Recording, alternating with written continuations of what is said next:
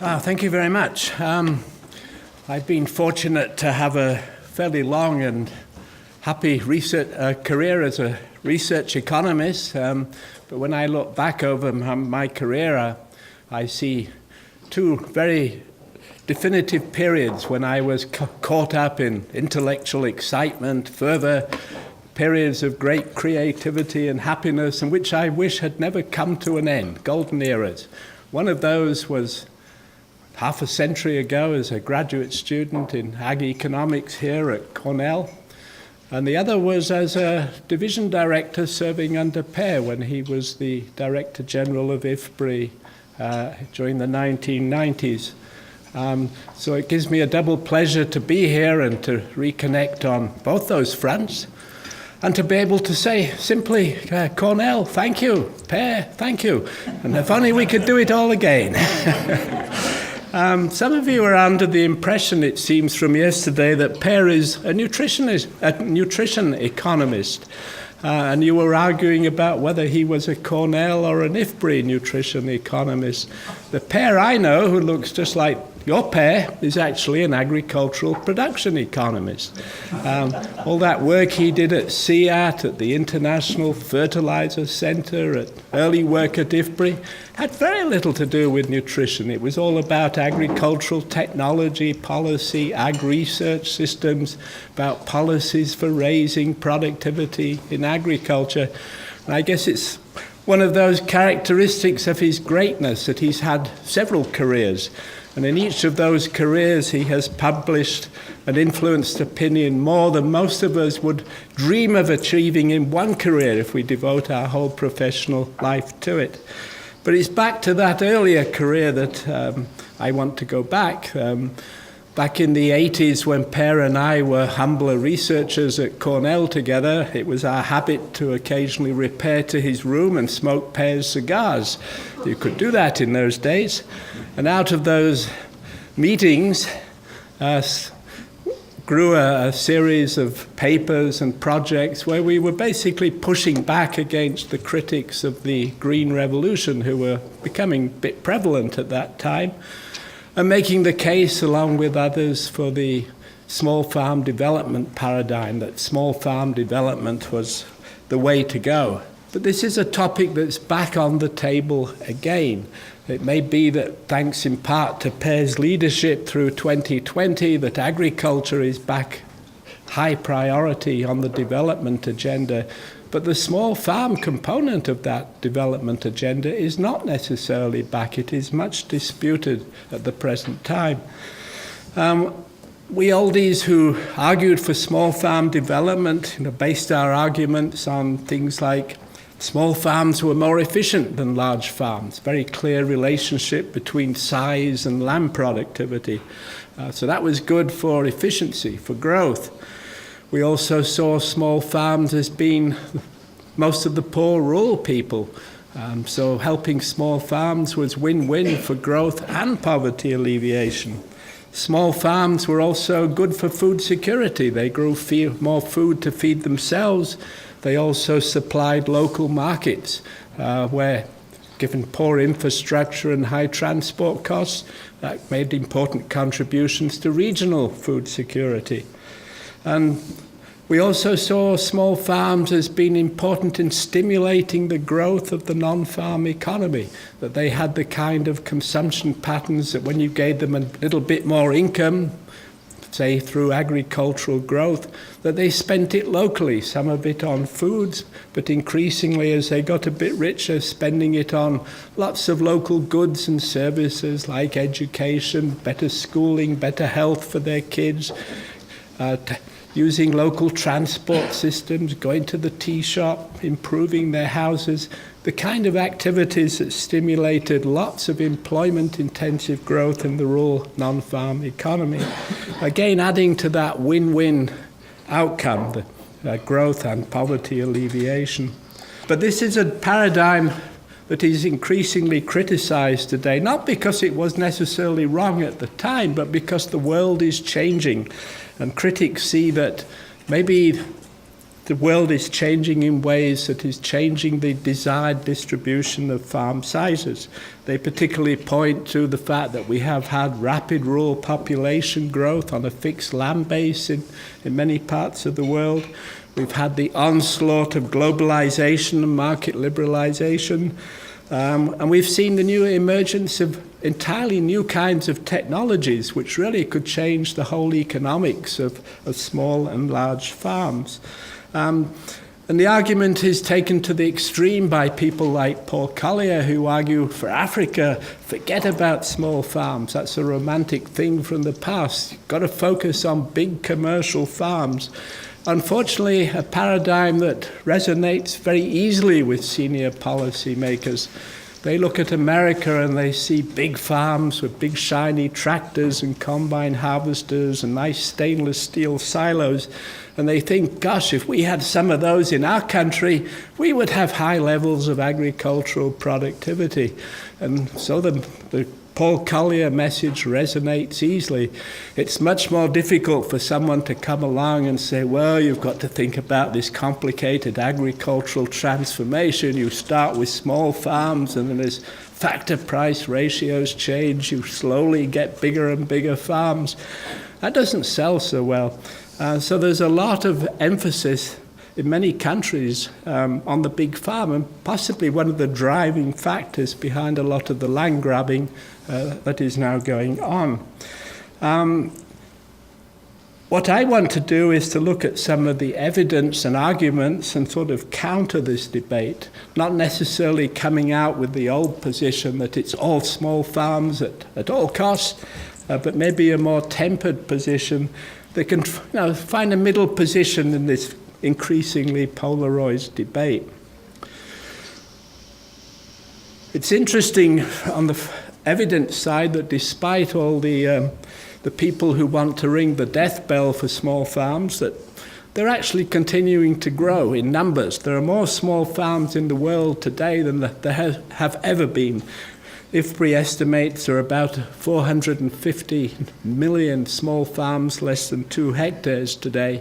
And of course we have many more small family farms bigger than that, but who are also struggling to make a living out of farming, particularly in Latin America.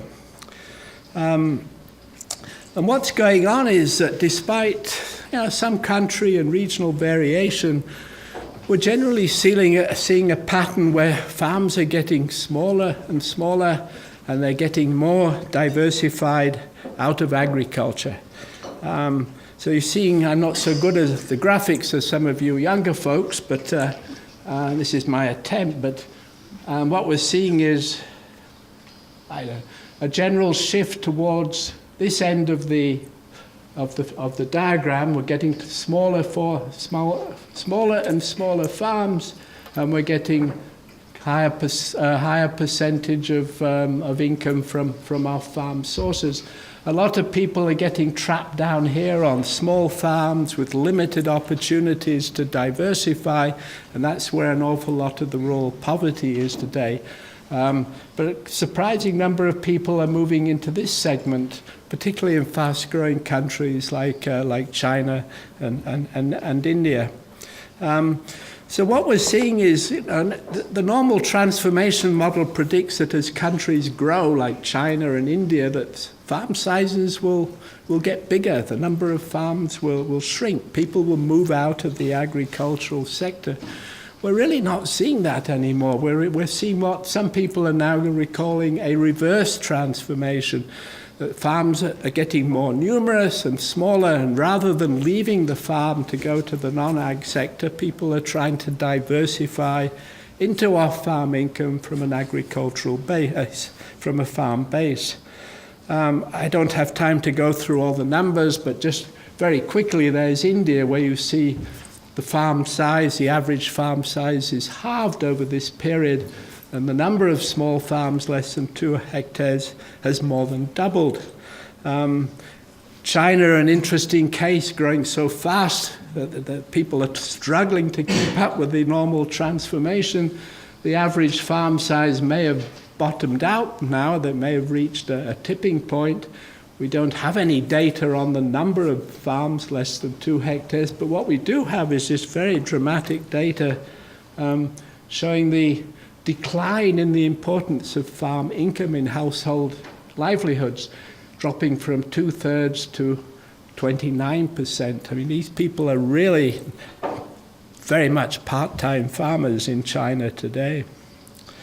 And we're seeing that even in land-abundant countries like in Latin America, like Brazil, you have important lagging regions where you're finding exactly the same pattern, that farms are getting smaller and people are struggling to find adequate off-farm income to supplement their farm livelihood. And in some countries, and I mentioned 3 here, the whole land distribution is shifting, and it's not the little guys who are under threat, it's actually the big guys. In India, the big farms are disappearing. So we really have a very interesting reverse transition going on in many parts of the world. There are many factors underlying this. I'm not going to go through them all. I mean, some obvious ones like rapid population growth, insufficient opportunities in the non-farm economy for people to migrate into, but lots of other restrictions. Things had to do with language barriers, with gender, with property rights, with inadequate security in old age, so the farm is a pension fund, if you like. And then at the bottom, some very positive things, that in fast-growing countries where you have dense population settlements, you've got a lot of vibrant non-farm opportunities within commuting distance of the farm. So that encourages people to stay on the farm. And also with many of these high-value agriculture opportunities. Some people are doing very well on small farms in countries where the markets for these products are vibrant. Some of these drivers are very powerful, and there really isn't a lot of reason to think that this reverse transformation is going to change very quickly. And in fact, if you look at the historical experience with fast-growing countries like Japan, Taiwan, and South Korea, this reverse transformation has gone on a long time, way into middle-income status, and only just beginning to reverse itself in these countries. So. Maybe our traditional transformation model isn't the relevant one for the next few decades, and we need to realize that we are going to be dealing with lots of tiny little, highly diversified farms. Well, what does this mean in terms of challenging our conventional small farm paradigm? I'm going to try and answer 5 questions. Are small farms still the more efficient? Can they compete in today's more globalized markets? Is there a new breed of large-scale commercial farm emerging that's really going to wipe all the little guys off the map? Can small farms generate the marketed surpluses we need for a rapidly urbanizing world? And from the food security perspective, are they still important? And are small farms still win-win for poverty alleviation and growth? On the efficiency argument, the available body of published literature still supports the hypothesis of declining productivity as farm size gets bigger. But we have to recognize that a lot of this work is quite dated now. People don't get this kind of study published anymore, so not a lot of incentive to do updates. And there are real concerns that many of the small farms we have in the world today are in lagging regions. We know that there's an awful lot of land degradation going on there, a lot of nutrient mining and so on. There are reasons to think that their productivity may be going down, certainly not going up. We also know that there's a lot of poverty and malnutrition among small farms, and we now know that strong backward linkages to labor productivity, so labor-intensive farming may not be that as productive as it used to be. We know that farmers are generally getting older in many of these regions, and age tends to correlate negatively with productivity. And we don't know that much about the cost structures of big farms. This is a point Stefan Durkheim makes, that in all the surveys that are published in the literature, it's the small farms within a sample of farms that are typically all small. That nobody's out there surveying the really large commercial entities and comparing those with the small farms that we get in our typical survey. So we really don't know an awful lot about the relative cost structures. So I think there's a question mark about this efficiency thing. We can't take it for granted. We do need another generation of good field work to address this issue. Can small farms compete in today's value chains? Well, we know that they're facing increasing challenges in linking to value chains, accessing modern inputs, credit and markets and the like, whereas large farms seem to make these linkages much more easily. A lot of the big players in the value chains much prefer to work with larger farms than they do with small farms. We know from many case studies that there are very successful examples of some small farms linking to these value chains, particularly through cooperative arrangements or contract farming. But the total numbers doing this may not be that big, and many others are not making these linkages and are being left out. And this isn't just a problem for high-value crops. We know in Africa that even for food staples, it's very difficult for many small farmers today to access key inputs like improved seeds and credit and to access the markets. Ever since the withdrawal of the state, an awful lot of small farmers have been left high and dry in their staple markets. So small farms are really disadvantaged on the marketing and the input service side, which is a serious problem in terms of their competitiveness with large farms. Then this question is sort of the bogeyman. Is there a new kind of farm out there that's really going to redefine the whole scenario? This is work that Derek Barley is very, very engaged in. But you've got some new types of farms, 10, 20, 50,000 hectares emerging, run on a corporate basis.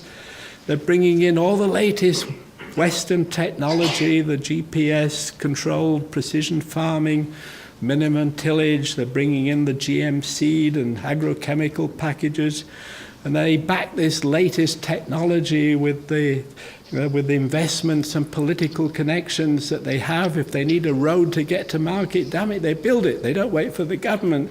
They have enormous power in linking to markets and accessing inputs and so on.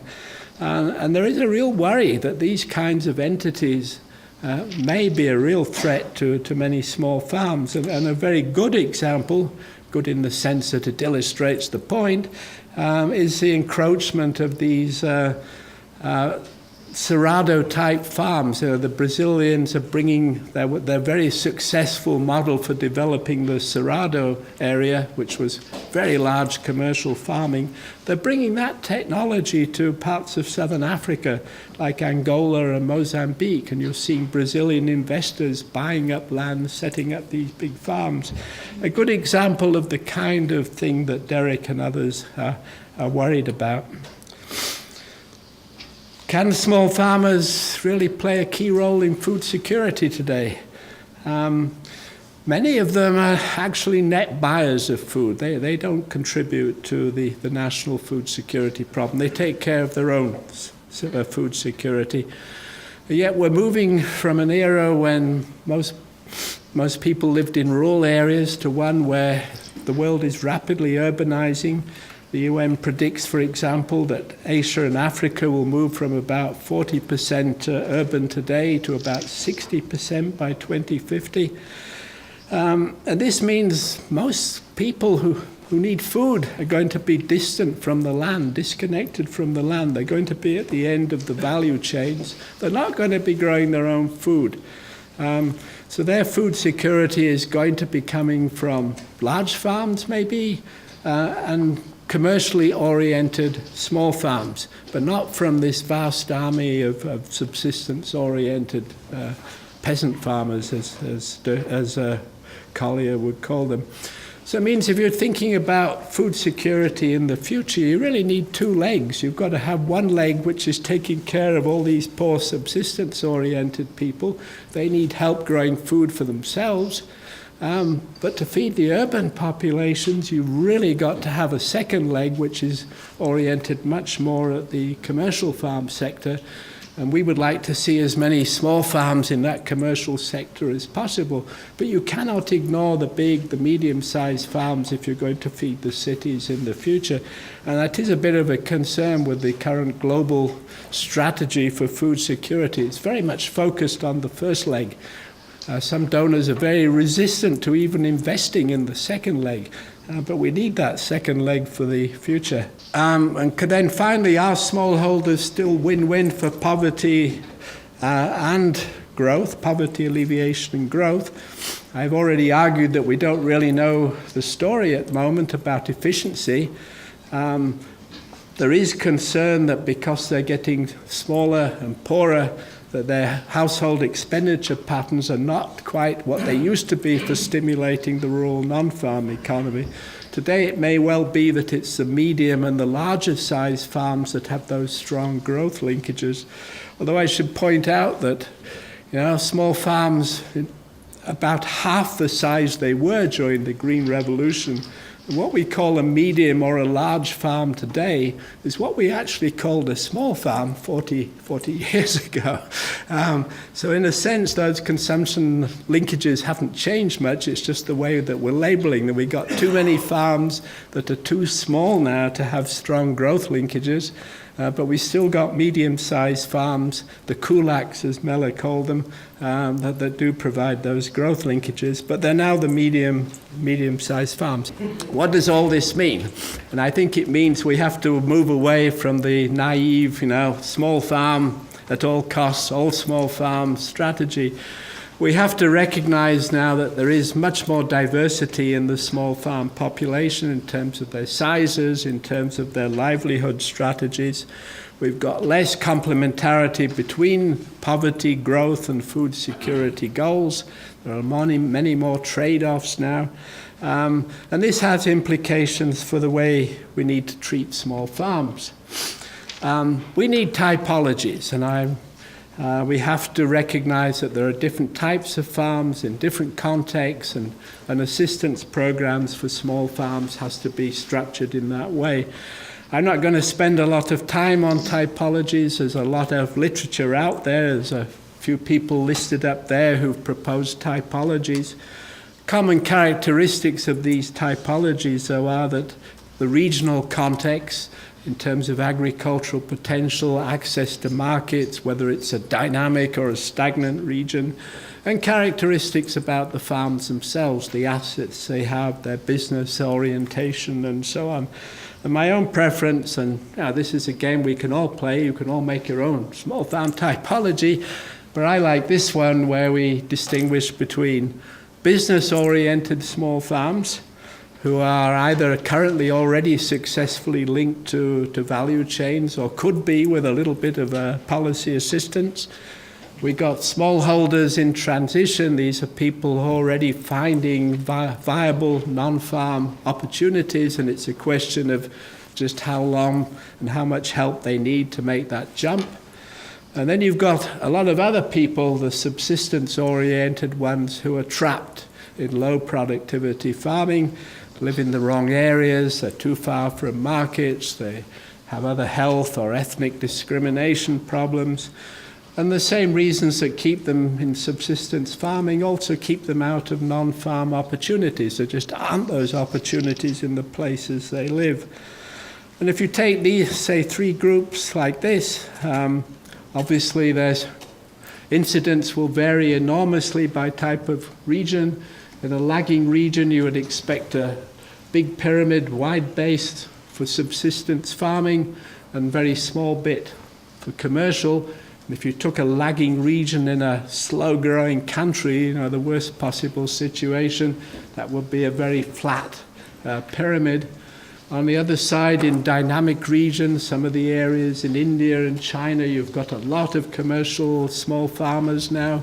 You've got a bunch of transition people trying to find their way out, and a few subsistence farmers. And if you go into dynamic regions in dynamic countries, then of course the pyramid gets very wide at the top. The point here is that you need interventions for each of these three types of farms. And the first one is farming as a business.